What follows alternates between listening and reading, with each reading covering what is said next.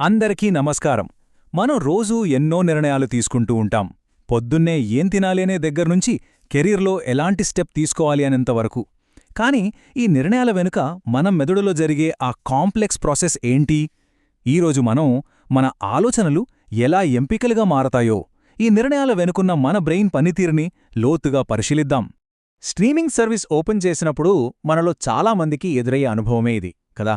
వందల కొద్దీ సినిమాలు, షోలు, ఏం చూడాలో తెలియక చివరికి ఏమీ చూడకుండానే యాప్ మూసేస్తాం.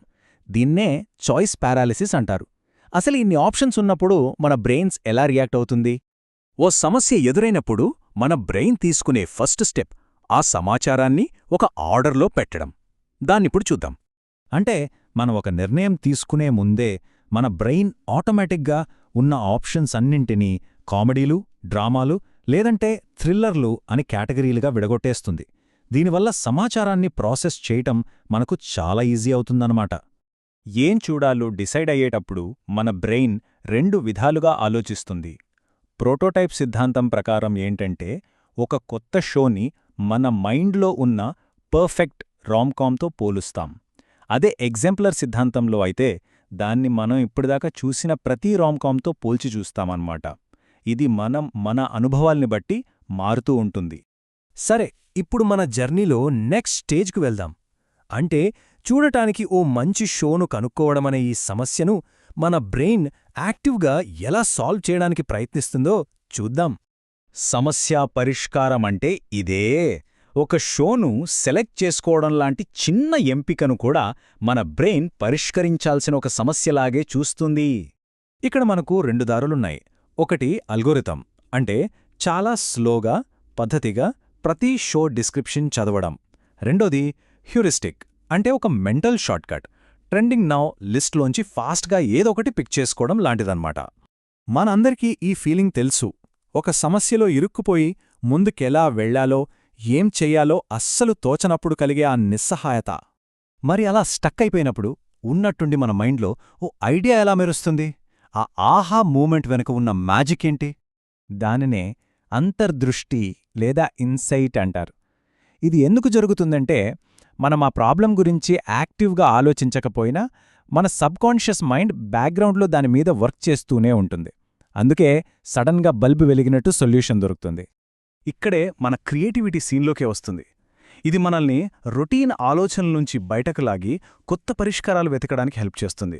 ఉదాహరణకు, కొత్త షో కోసం గంటల తరబడి వెతికి విసిగిపోయి హాయిగా మనకు నచ్చిన పాత సినిమా మళ్లీ చూడాలనుకోవడం కూడా ఒక క్రియేటివ్ సొల్యూషనే. దీన్నే డైవర్జెంట్ థింకింగ్ అంటారు. ఓకే, ఇప్పుడు మన బ్రెయిన్ ఫైనల్గా మిగిలిన కొన్ని ఆప్షన్స్ని లాజిక్ ఉపయోగించి ఎలా ఫిల్టర్ చేస్తుందో చూద్దాం. దీన్నే కండిషనల్ రీజనింగ్ అంటారు. సింపుల్గా చెప్పాలంటే ఇఫ్ దెన్ ఆలోచనలు.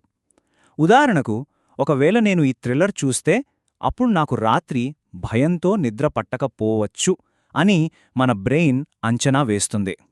మన బ్రెయిన్లో ఈ ఇఫ్ దెన్ కండిషన్స్ ప్రాసెస్ అయ్యేది దాదాపు ఇలాగే.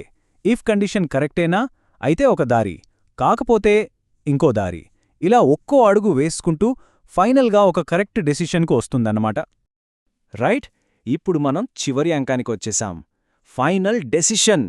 ఈ స్టేజ్లో మనకు తెలియకుండానే మనల్ని ఇన్ఫ్లుయెన్స్ చేసే కొన్ని మెంటల్ షార్ట్కట్స్ ఉన్నాయి. అవేంటో ఇప్పుడు చూద్దాం. ఈ హ్యూరిస్టిక్స్, అంటే ఈ మెంటల్ షార్ట్కట్స్ మనకు తెలియకుండానే మన డెసిషన్స్ని మార్చేస్తాయి. ఇవి టైం సేవ్ చేస్తాయి, కానీ కొన్నిసార్లు మనల్ని తప్పుదారి కూడా పట్టించొచ్చు. ముందుగా అవైలబిలిటీ హ్యూరిస్టిక్, అంటే మన మైండ్కి ఏది ఈజీగా గుర్తుకొస్తే దాన్నే సెలెక్ట్ చేసుకునే ఛాన్స్ ఎక్కువ. ఉదాహరణకు, ఈ మధ్య ఓ సినిమా యాడ్ చూశామనుకోండి, ఆ సినిమానే ఎంచుకోవాలనిపిస్తుంది. ఎందుకంటే ఆ సమాచారం మన బ్రెయిన్లో చాలా ఫ్రెష్గా అందుబాటులో ఉంది కాబట్టి.